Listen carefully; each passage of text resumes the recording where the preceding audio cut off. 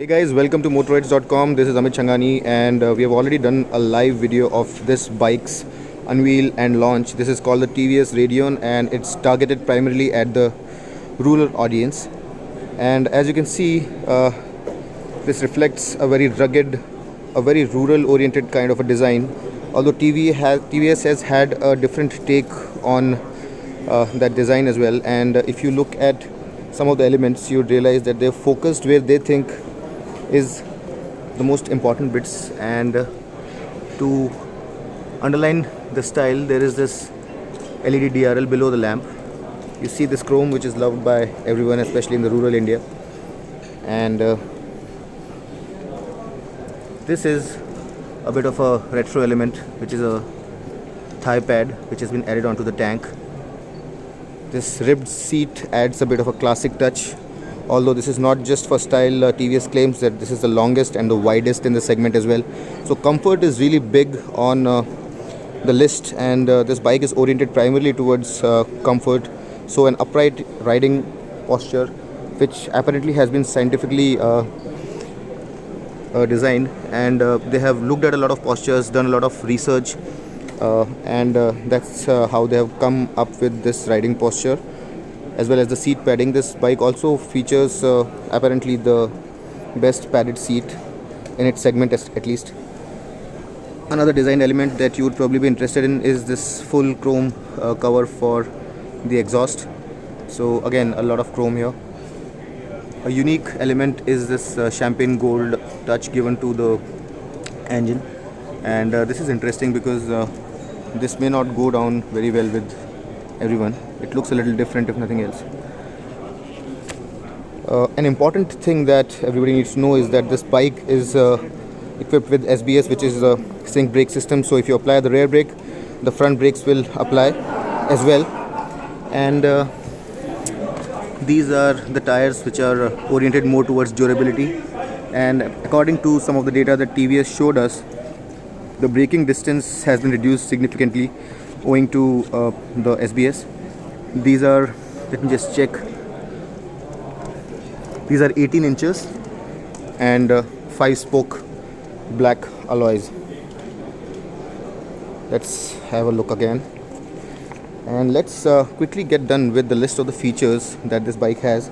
So essentially, durability is very strong on TVS's priority list, so they have laid a lot of emphasis on the durability of it. Apparently this bike has been built very strong and made to last, so that's something that only time is going to tell, but for now that's a claim that these guys are making. So durability is something that they are focusing a lot on. Apart from that, comfort is big on their agenda. So the chassis is supposed to be very strong, and the headlamp spread also is claimed to be the best in its segment. The ground clearance is supposed to be the best in the segment again, although they're saying that it's not going to interfere with the handling of the motorcycle relative to the segment that is. And now let's get a closer look. I'll quickly go through the specs of the engine as well. And the power output here is 8.4 PS with 8.7 Newton meters of peak torque, although that's not as significant for this segment as is the fuel efficiency. And if TVS are to be believed, this bike is going to return a real world fuel efficiency of 70 kilometers to the liter. This is not an ARAI figure. This is what they're claiming is a real world kind of an efficiency figure, and that sounds pretty promising. Let's have another look. Now, another great feature that this bike has is its instrument console, and as you can see, this is a Pinnacle.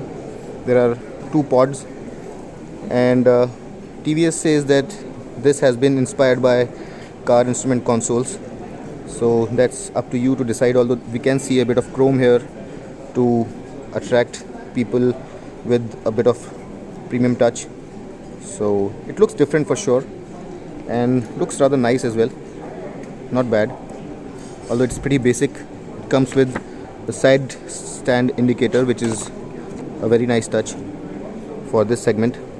The quality of the switch gear and everything is quite nice, and TVS has paid special attention to make sure that the quality of the switchgear is up there with the bikes from higher segments.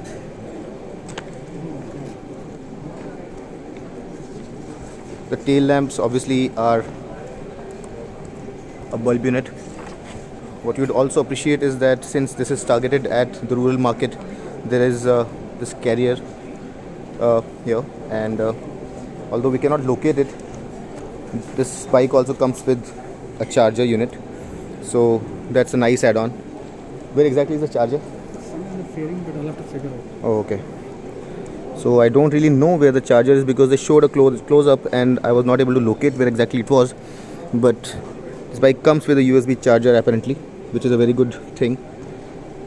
Let's have a look at the RVMs. They seem pretty practical.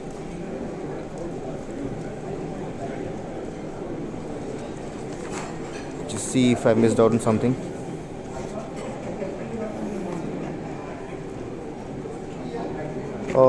Now the last thing, and a very important one, is that this bike comes with a 5-year warranty, which is very good.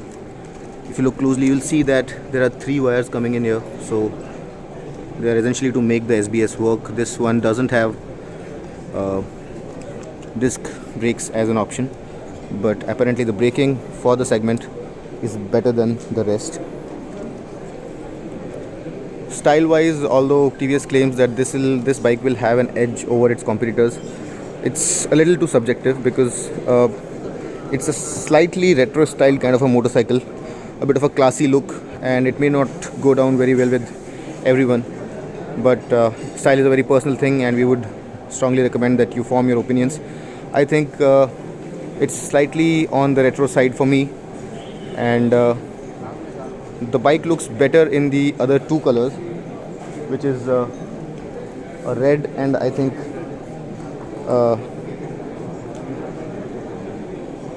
I'm sorry, there are 4 colors. This white is there, and apart from this you have a beige, purple and black. So there are 4 colors in all, and the bike looks better in the darker colors according to me. What's the price? 48,400. And it's been launched at an ex-Delhi price of 48,400. It's a competitor with the likes of the Bajaj Platina and the Hero HF Deluxe, which retail at a similar price. But if you really look at the kind of promises that TVS have made, if all of those are true, then this is a good value proposition, because durability, efficiency, comfort and the substance on the bike is what really matters. How it looks, and it looks rather substantial. Okay, so we have finally managed to find the charger. Thank you very much, sir. So this is where you have your charger, right behind the fairing. I'm sorry. So that was it, guys. I hope that I was able to give you a good understanding of how this bike looks, and this is just a quick walk around, so pardon the audio quality or the lack of good visuals, but I hope that this was useful. Thanks a lot for watching. Don't forget liking and subscribing. That really helps us a lot, and I'll keep coming back with more such videos. Until next time then, this is Amit Changani signing off. Rev hard, rev free, and ride safe.